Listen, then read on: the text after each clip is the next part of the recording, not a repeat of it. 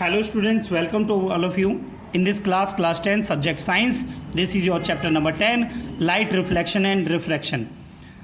Reflection के बारे में हम प्रीवियस वीडियो में हम कंप्लीट विद न्यूमेरिकल हम कर चुके हैं. इस क्लास में हम रिफ्रैक्शन के बारे में हम सीखेंगे. ओके स्टूडेंट्स, ठीक है.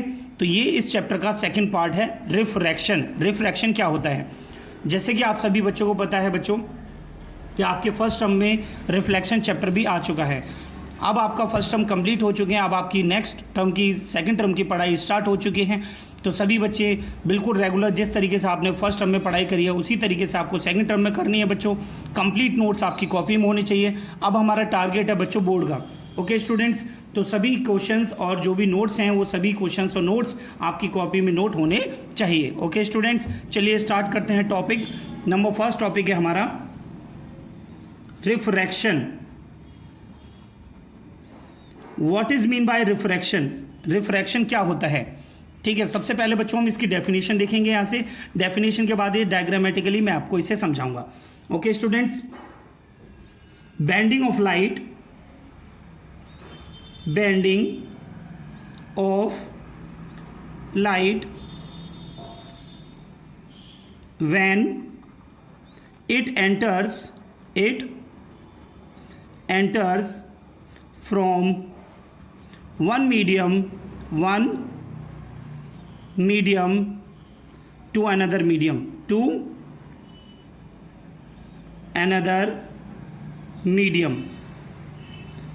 यानी बच्चों bending of light when it enters from one medium to another medium. जब लाइट एक मीडियम से दूसरे मीडियम में जाती है तो वहां पर उसका बेंड होना कहलाता है refraction.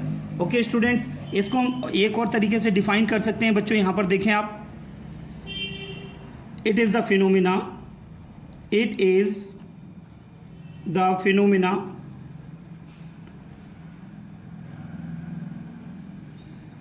of light in which light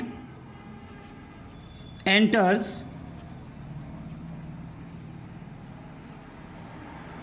into different medium. Its speed and direction changed.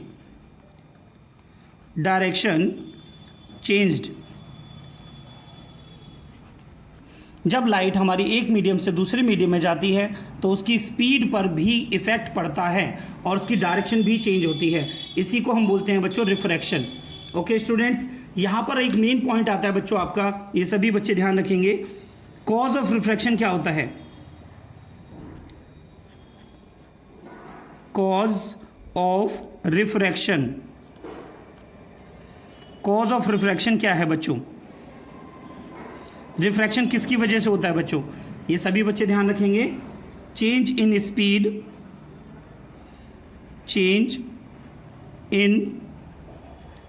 Speed of light यानी लाइट की स्पीड में चेंज होना, ठीक है, वो रिफ्रैक्शन का कारण होता है. ठीक है स्टूडेंट्स, तो ये लाइट की स्पीड में किस तरह से चेंज होता है बच्चों, इसे देखेंगे यहाँ पे. जैसे कि बच्चों मैं आपको डायग्राम बना के यहाँ पे समझा रहा हूँ. ठीक है, सभी बच्चे बिल्कुल ध्यान से देखें. देखिए, सबसे पहले तो मैंने ये लाइन आपके सामने ड्रॉ करी है. लाइन बच्चों मैंने इसलिए ड्रॉ करी है क्योंकि यहाँ पर हम मीडियम को हम डिवाइड कर रहे हैं. मान लेते हैं बच्चों यहाँ पर हमारा मीडियम फर्स्ट एंड यहाँ पर है हमारा मीडियम सेकेंड.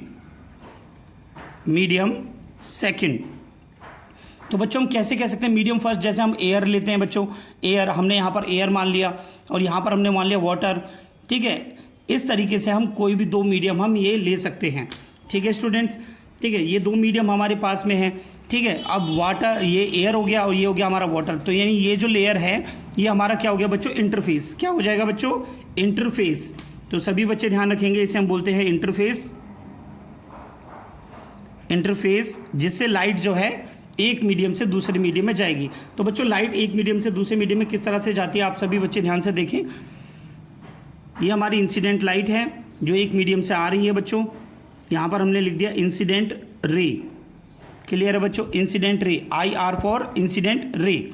ठीक है बच्चों, जिस पॉइंट पर इंसिडेंस होती है उसे हम क्या बोलते हैं, पॉइंट ऑफ इंसिडेंस। मैंने यहाँ पर ओ लिख दिया है, ठीक है। और यहाँ पर हम बच्चों क्या ड्रॉ करते हैं, हम यहाँ ड्रॉ करते हैं बच्चों नॉर्मल। क्या ड्रॉ होता है बच्चों, नॉर्मल। ये देखिए नॉर्मल को हमेशा डॉटेड लाइन से दिखाया जाता है और ये इंटरफेस पर 90 डिग्री का एंगल बनाता है। ओके स्टूडेंट, जब कोई भी लाइट जो हमारी इंसिडेंट रे है, कोई भी सोर्स ऑफ लाइट हमारी एक मीडियम से दूसरे मीडियम में जाती है तो बैंड हो जाती है। तो बच्चों आप देख सकते हैं यहाँ पर मैं आपको बैंड दिखाने वाला हूँ इसमें, ठीक है। ये लाइट हमारी जो है बैंड हो जाती है इस तरीके से, ये देखिए बच्चों, ठीक है। इसे हम बोलते हैं यहाँ से रिफ्रैक्टेड रे। क्या बोलते हैं बच्चों, रिफ्रैक्टेड रे, ठीक है। आप यहाँ पर बच्चों एक चीज़ और देखेंगे कि आपका जो ये एंगल है, इंसिडेंस रे और नॉर्मल के बीच में जो एंगल होता है बच्चों, इसे हम बोलते हैं नॉर्मल। इन दोनों के बीच में जो एंगल होता है that is known as angle I and this is your angle R. Okay students, आप यहाँ पर क्या देख रहे हैं बच्चों, angle I is greater than angle R, ठीक है। ये चीज़ आपको नज़र आ रही होगी इसमें, आप देख सकते हैं, ठीक है। ऐसा क्यों हो रहा है, ठीक है। यहाँ पर एंगल ज़्यादा है, यहाँ एंगल कम है, क्योंकि यहाँ पर स्पीड ऑफ लाइट आपकी कम हो जाती है, इस वजह से लाइट ये है बैंड हो जाती है और उसकी डायरेक्शन चेंज हो जाती है। इसी को हम बोलते हैं बच्चों रिफ्रैक्शन। क्या बोलते हैं बच्चों, रिफ्रैक्शन, ठीक है। जहाँ पर हमारा स्पीड, जहाँ हमारा एंगल ज़्यादा होता है उसे हम बोलते हैं ऑप्टिकली रेयरर मीडियम। क्या बोलते हैं बच्चों, ऑप्टिकली रेयरर मीडियम। ये हमारा होता है ऑप्टिकली रेयरर मीडियम, ठीक है स्टूडेंट्स। और ये क्या होता है बच्चों, optically denser medium. Denser medium यानी बेटा डेंसर मीडियम वो होता है जिसमें स्पीड ऑफ लाइट आपकी स्लो हो जाती है, जिसमें स्पीड ऑफ लाइट फास्ट रहती है उसे हम बोलते हैं रेयरर मीडियम, ठीक है बच्चों। तो जिस तरीके से मैंने आपको दिखाया, ये आपका क्या है, पॉइंट ऑफ इंसिडेंस, और ये इसका बैंड होना, लाइट का बैंड होना, that is known as refraction. क्या बोलते हैं बच्चों इसे, रिफ्रैक्शन। तो सभी बच्चों ने ये ध्यान से देख लीजिए बेटा, इसे ड्रॉ करना है आपको अपनी कॉपी में, ठीक है। नोट करिए सभी बच्चे नोट करिए बेटा। इसकी दो हमारे पास में डेफिनेशन हो गई हैं। Bending of light when it enters from one medium to another medium, यानी लाइट का बैंड होना एक मीडियम से जब ये दूसरे मीडियम में जाती है उसे हम रिफ्रैक्शन कहते हैं, या फिर हम ऐसे भी डिफाइन कर सकते हैं, it is a phenomena of light in which light enters into the different medium, its speed and direction change, it is known as refraction. Cause of refraction क्या होता है बच्चों, change in speed of light, change in speed of light known as refraction. Okay student, जैसे कि मैंने आपको medium 1 and medium 2 दिखाया है। ये सोर्स ऑफ लाइट इंसिडेंस रे, इंसिडेंट रे जब आती है इंटरफेस पर डलती है, जिस पॉइंट पर आती है उसे हम बोलते हैं पॉइंट ऑफ इंसिडेंस। तो हम इसे यहाँ पर मेंशन करके दिखा देते हैं आपको, that is known as point of incidence, ठीक है बच्चों। ये हमारा पॉइंट ऑफ इंसिडेंस होता है, और यहाँ से जब लाइट एक मीडियम से दूसरे मीडियम में जाती है तो ये बैंड हो जाती है, इसी को बोलते हैं हम रिफ्रैक्शन। और जो बैंडिंग लाइट है, जो बैंड हो चुकी है, उसे बोलते हैं रिफ्रैक्टेड रे। ओके स्टूडेंट्स, नोट करिए सभी। नेक्स्ट पॉइंट देखेंगे बच्चों हम यहाँ पर, लॉज ऑफ रिफ्रैक्शन क्या होते हैं। Laws of refraction, laws of refraction, laws of refraction क्या है बच्चों, ठीक है। लॉज ऑफ रिफ्रैक्शन किसे कहते हैं, जो हमने डायग्राम अभी आपको समझाया बच्चों, ठीक है। जैसे हमने रिफ्लेक्शन के लॉ लिखे थे उसी तरीके से हम रिफ्रैक्शन के लॉ लिखेंगे बच्चों। यहाँ पर देखिए सभी, तो बच्चों देखेंगे यहाँ पर हमारा जो फर्स्ट लॉ है that is known as, first law को हम कैसे डिफाइन करेंगे बेटा, सभी बच्चे यहाँ पर बोर्ड पे देखें इसे स्क्रीन पे, ठीक है। The incident ray and refracted रे and normal all lie in the same plane at point of incidence,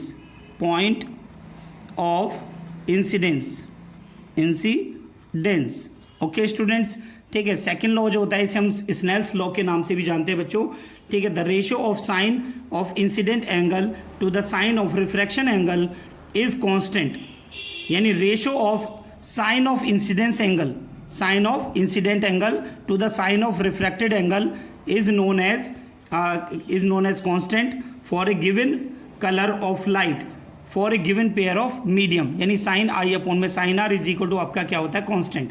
अगर आप ये स्टेटमेंट नहीं भी लिखते हैं, अगर आप डायरेक्ट इसको लिखते हैं तब भी आपका आंसर बच्चों सही होगा। क्लियर है बच्चों? इसी फॉर्मूले को यहाँ पर डिफाइन किया गया है, साइन आई अपॉन में sine R is equal to constant. Okay student, तो सभी बच्चे इसे ध्यान रखेंगे यहाँ पर, ठीक है। इसे हम क्या बोलते हैं बच्चों, इसे स्नेल्स लॉ। क्या बोलते हैं बच्चों? Snell's law. देखिए बच्चों, जैसे कि मैंने अभी आपको दिखाया है यहाँ पर, ठीक है, इंसिडेंट रे, रिफ्रैक्टेड रे, ठीक है, and normal, all are lie at the point of incidence in the same plane, ठीक है। This is known as first law, and the second law sine I upon में sine R is equal to constant, that is known as second law. Okay students, तो यहाँ से आपका जो है ये लॉज ऑफ रिफ्रैक्शन पॉइंट आपका clear हो गया होगा। ओके स्टूडेंट्स, ठीक है। तो अभी मैं आपको इसके न्यूमेरिकल्स भी आपको मैं समझाऊंगा बेटा, किस तरीके से आप इसे करेंगे। ओके स्टूडेंट, तो हम सबसे पहले भी यहाँ पर नेक्स्ट पॉइंट अपना सीखेंगे, दैट इज नोन एज, इसे हम क्या बोलेंगे बच्चों, रिफ्रैक्टिव इंडेक्स। एक नया हमारे पास में वर्ड आ रहा है बच्चों, रिफ्रैक्टिव इंडेक्स। रिफ्रैक्टिव इंडेक्स, तो बच्चों रिफ्रैक्टिव इंडेक्स क्या होता है, ठीक है। तो बच्चों सभी बच्चे ध्यान से देखें बेटा, रिफ्रैक्टिव इंडेक्स को कैसे डिफाइन करेंगे। It is the ratio, it is the ratio of speed of light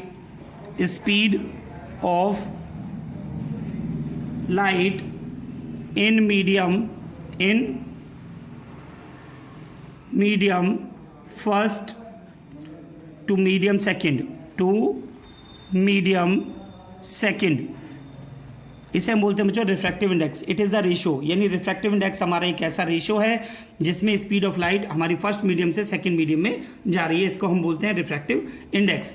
तो रिफ्रैक्टिव इंडेक्स को बच्चों डिनोट जो करते हैं, रिफ्रैक्टिव इंडेक्स को हम डिनोट करते हैं बच्चों एन से। किससे डिनोट करते हैं बच्चों? एन से, ठीक है बच्चों। ये हो गया हमारा refractive index, this is known as refractive index, ठीक है। Refractive index is equal to हमारा क्या हो जाएगा, speed of light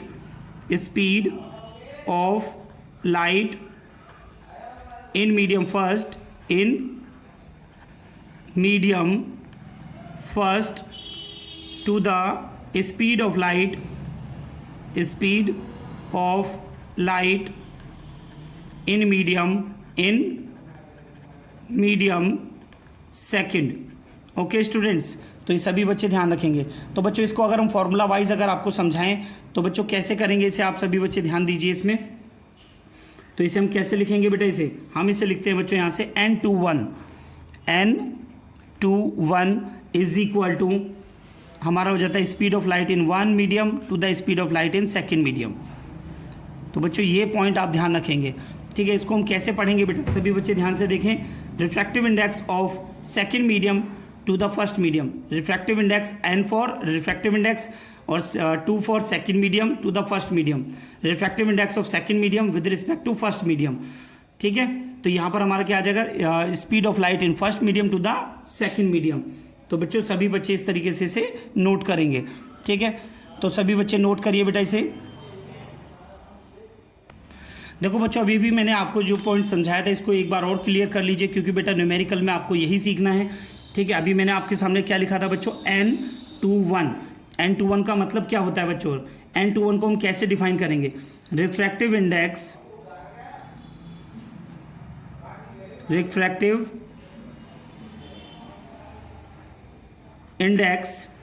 of medium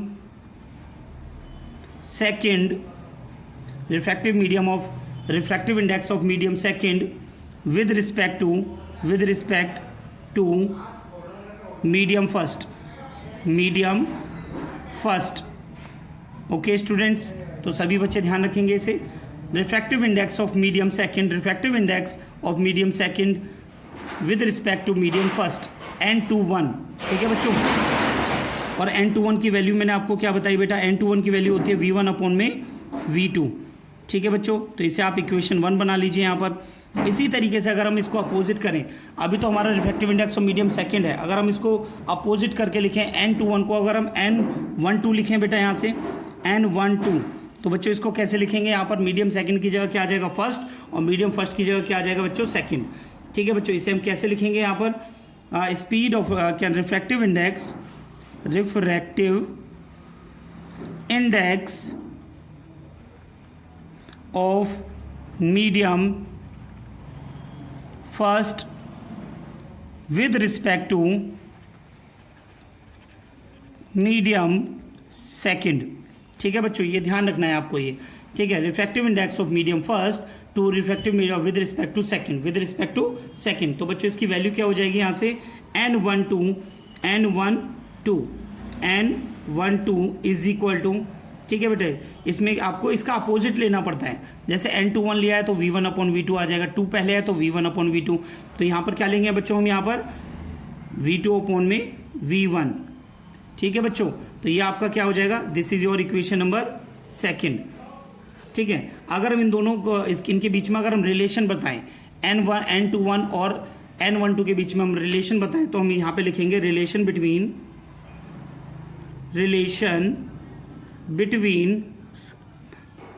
n21 and n12, इन दोनों के बीच में हम रिलेशन बताएंगे बच्चों यहाँ पर। ठीक है, on multiplying equation first and second से हम इसे निकाल सकते हैं बच्चों। यहाँ से हम देख सकते हैं यहाँ पर। ठीक है, इन दोनों को आप क्या करेंगे, मल्टीप्लाई कर दीजिए। n21 multiply n12 is equal to कितना आ जाएगा बच्चों, v1/v2 मल्टीप्लाई बाय v2/v1। तो बच्चों आप यहाँ से देख रहे होंगे कि आपको ये क्लियर हो गया होगा, v2 से v2 कैंसिल हो रहा है, v1 से v1 कैंसिल हो रहा है। तो बच्चों आपके पास में क्या वैल्यू आ गई यहाँ से आपके पास जो वैल्यू आएगी n21 multiply n12 is equal to आपका आ गया बच्चों 1। हाँ या ना बच्चों? ठीक है, अब इसके बाद में इस वैल्यू को हम ऐसे भी यूज़ कर सकते हैं, n21 इज इक्वल टू 1/, में ये मल्टीप्लाई में तो इधर आके क्या हो जाएगा बच्चों, डिवाइड में n12। ठीक है बच्चों, तो ये फॉर्मूला हम यहाँ से यूज़ करेंगे। अगर मैंने यहाँ से n21 की वैल्यू निकाली है तो बेटा ये डिवाइड में हो जाएगा। अगर n12 की निकालेंगे, n12 की वैल्यू अगर आप निकालेंगे तो क्या आएगा बच्चों, यहाँ से 1/, में n21 आ रहा है बच्चों समझ में। ठीक है, ये फॉर्मूले हम यहाँ से न्यूमेरिकल्स में यूज़ करने वाले हैं बच्चों। ठीक है, तो ये सभी बच्चे यहाँ से ध्यान रखेंगे, इसमें बिल्कुल भी आपकी गलतियाँ नहीं होनी चाहिए। सभी बच्चे नोट करिए बेटा इसे।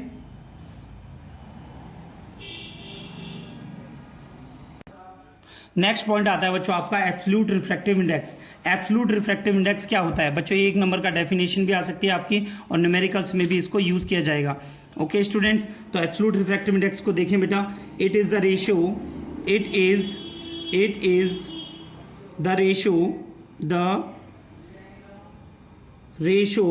Of speed of light in vacuum और air to the given medium.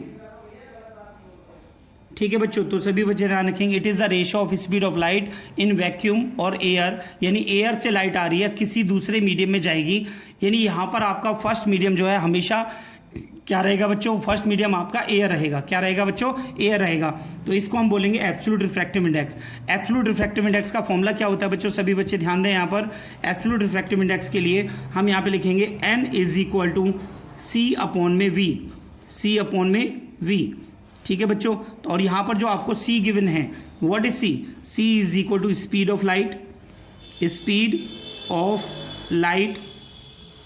ठीक है, इन एयर और vacuum. Okay students, and V क्या है बच्चों हमारा, speed of light in given medium.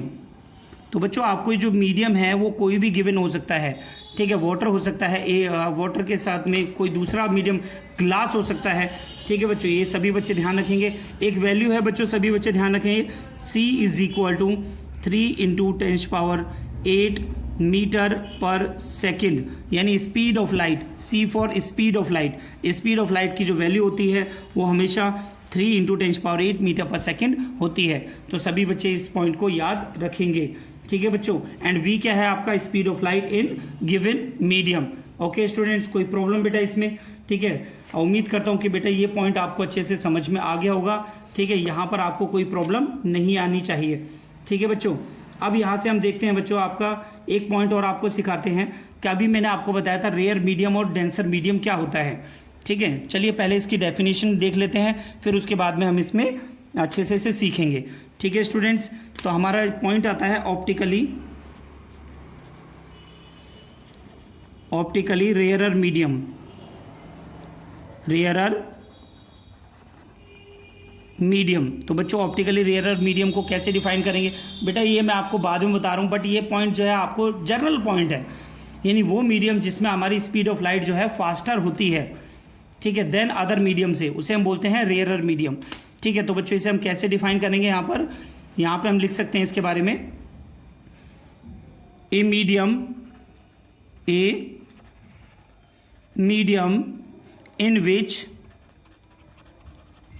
in which light travels comparatively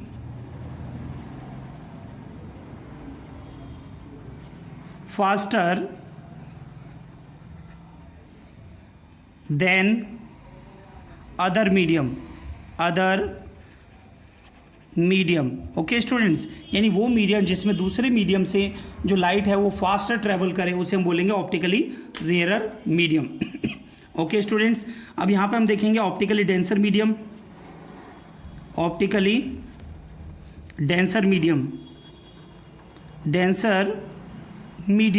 तो बच्चों जैसा कि मैंने आपको ऑप्टिकली रेयरर मीडियम में समझाया है, बिल्कुल सिंपली आप इसको भी डिफाइन कर सकते हैं इजीली, इसमें कोई प्रॉब्लम नहीं आनी चाहिए आपको। A medium in which light travels comparatively slower then other medium. तो इस तरह के मीडियम को बच्चों हम बोलेंगे, क्या बोलेंगे, optically denser medium. Okay students, तो यहाँ से रेयरर मीडियम और डेंसर मीडियम से आपको ये पॉइंट क्लियर हो गया होगा बच्चों कि जिसमें स्पीड ऑफ लाइट हमारी स्लो हो जाएगी वो हमारा डेंसर है, जिसमें स्पीड ऑफ लाइट हमारी फास्ट है उसमें हमारा रेयरर मीडियम है, और जिसमें रेयरर मीडियम होगा, फास्ट होगा, तो उसमें हमारा एंगल ज़्यादा आएगा, और डेंसर मीडियम में हमेशा हमारा एंगल जो है वो कम आएगा। ओके स्टूडेंट्स, तो सभी बच्चे इसे नोट करिए बेटा। इसे देखिए बच्चों, मैंने रिफ्रैक्शन के बारे में मैंने आपको समझाया, जब लाइट रे आपकी एक मीडियम से दूसरे मीडियम में जाएगी तो बेंड होगी। ठीक है बच्चों, यहाँ पर टू केसेस होते हैं, ये दोनों केसेस आपको ध्यान रखने हैं। जैसे कि मैं आपको यहाँ पर केस नंबर 1 आपको बता रहा हूँ, व्हेन लाइट रे goes from rare to denser medium, rarer to denser medium, यानी आपकी जो लाइट रे है वो रेयर से डेंसर मीडियम में जाएगी, तब उसमें क्या चेंजेस आएंगे। तो बच्चों जैसे कि आपको मैं डायग्राम बना के इसे समझा दे रहा हूँ मैं यहाँ पर, ठीक है, आप जो है इसमें देख सकते हैं कि मैंने आपको क्या दिखाया बेटा, एक इंटरफेस में आपको दिखा रहा हूँ। ठीक है, इस इंटरफेस में आप क्या देख रहे हैं कि आपको जो है एक इंटरफेस ही आपको दिखाया बच्चों।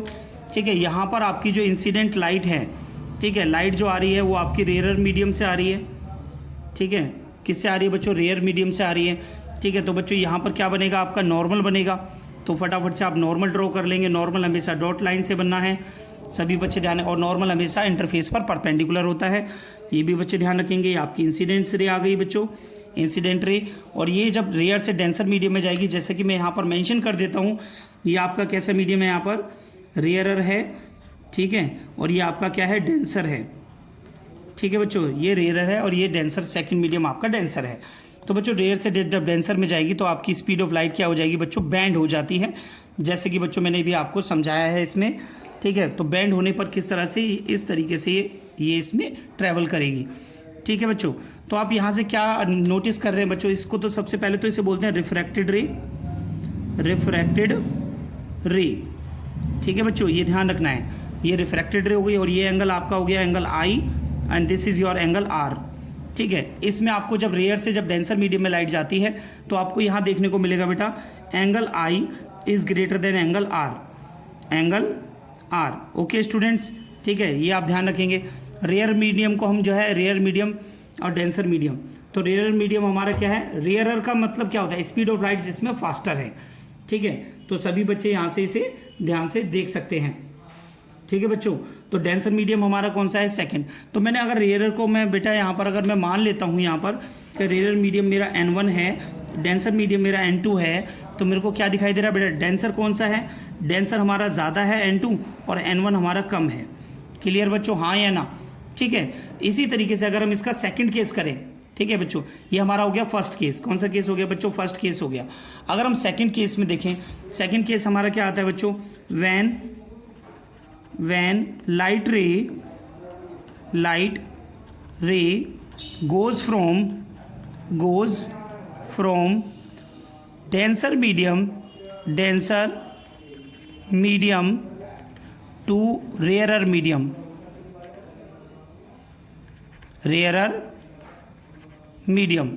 तो बेटा जब लाइट रे आपकी डेंसर से रेयर में जाएगी तो उसमें क्या चेंज होगा।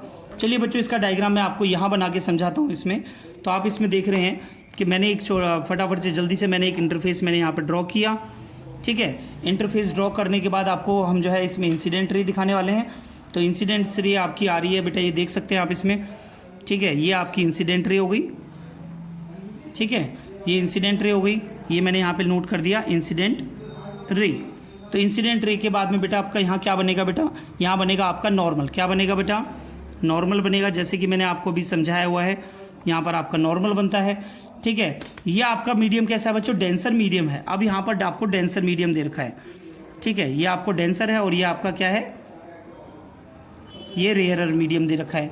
ओके स्टूडेंट, जब डेंसर से जब रेयर में आएगी, ठीक है, तो यहाँ पर आप देखेंगे कि जो आपकी रे ऑफ लाइट है, जो आपकी इंसिडेंट रे ऑफ लाइट है, वो नॉर्मल से अवे हो जाती है, इसमें बैंड हो जाती है टुवर्ड द नॉर्मल, इसमें टुवर्ड द नॉर्मल बैंड होती है, इसमें अवे फ्रॉम द नॉर्मल होती है।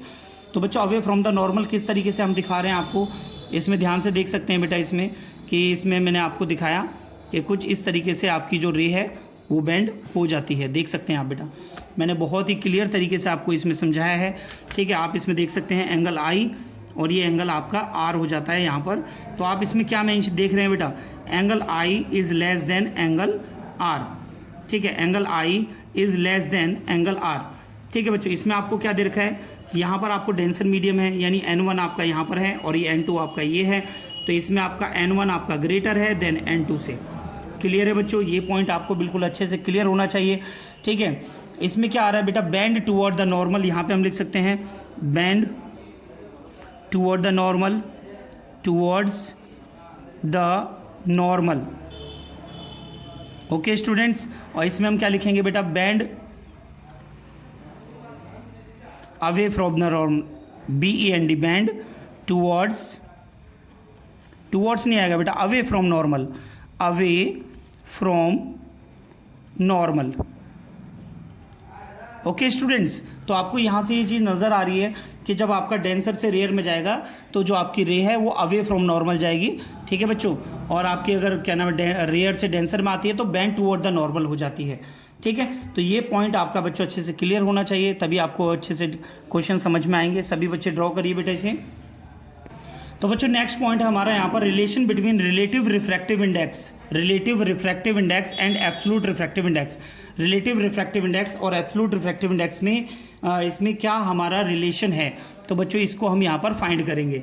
ओके स्टूडेंट्स, तो हम यहाँ पर मान लेते हैं हमारे पास में हमारे पास में रिफ्रैक्टिव इंडेक्स है। फर्स्ट है आपका N1 एंड सेकंड है आपका N2। चलिए इसे सॉल्व कर लेते हैं।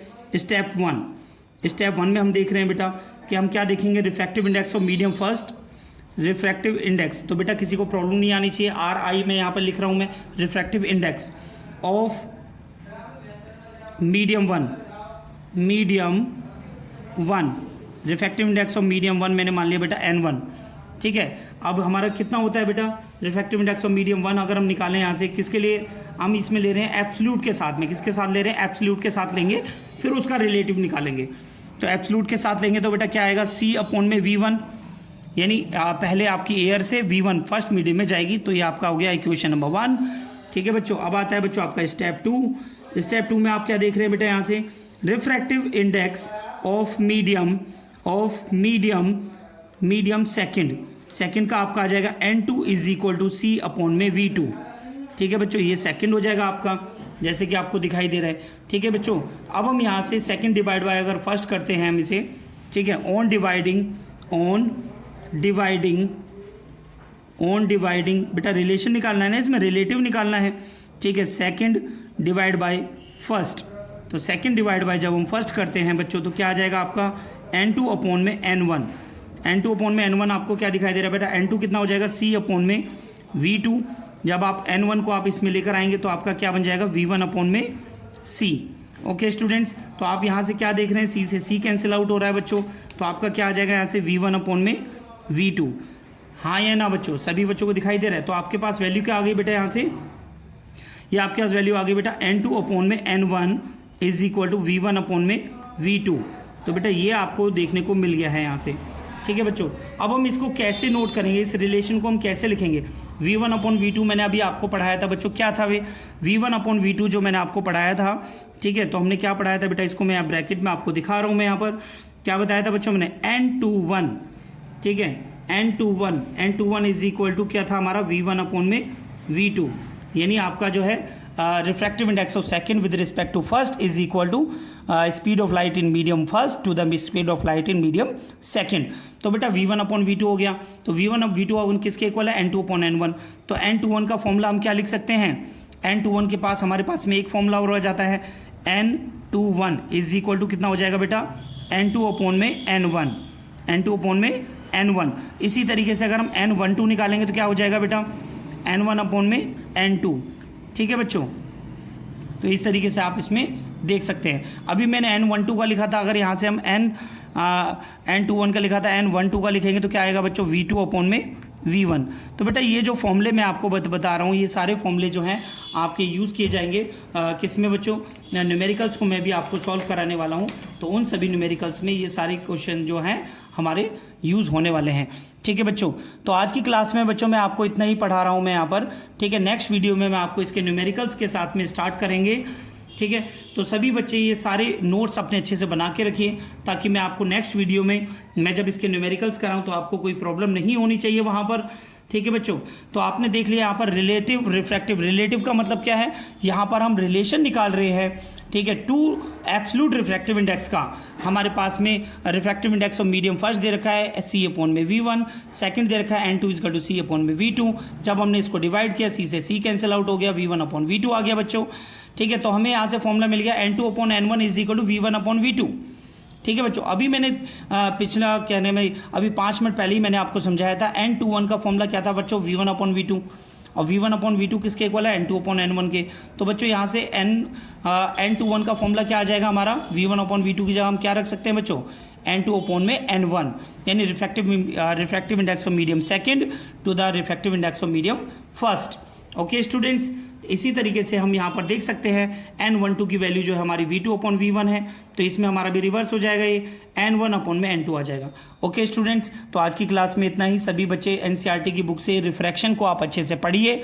ठीक है, NCERT के एग्जाम्पल्स और NCERT के जो न्यूमेरिकल हैं एक्सरसाइज के मोस्टली क्वेश्चंस मैं आपको सॉल्व कराऊंगा, और आप भी सभी स्टूडेंट्स सबसे पहले आप ये सारे नोट्स अपनी कॉपी में नोट करेंगे, उसके बाद में आप जो है इसको अपनी कॉपी में क्या नाम है न्यूमेरिकल्स के लिए फॉरवर्ड होंगे। ओके स्टूडेंट्स, ये आपका टर्म सेकंड का सिलेबस स्टार्ट हो गया है।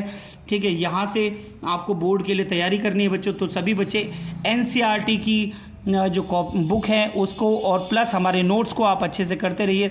ठीक है, कोशिश यही है बच्चों कि आप में से कोई भी स्टूडेंट ऐसा ना हो कि जिसको समझ में ना आए, पूरा समझाने की पूरी कोशिश की जा रही है। अगर फिर भी किसी को कोई प्रॉब्लम होती है तो आप हमें कॉल कर सकते हैं, मैसेज कर सकते हैं बच्चों, और आपकी वो क्वेरी सारी आपको बताई जाएंगी।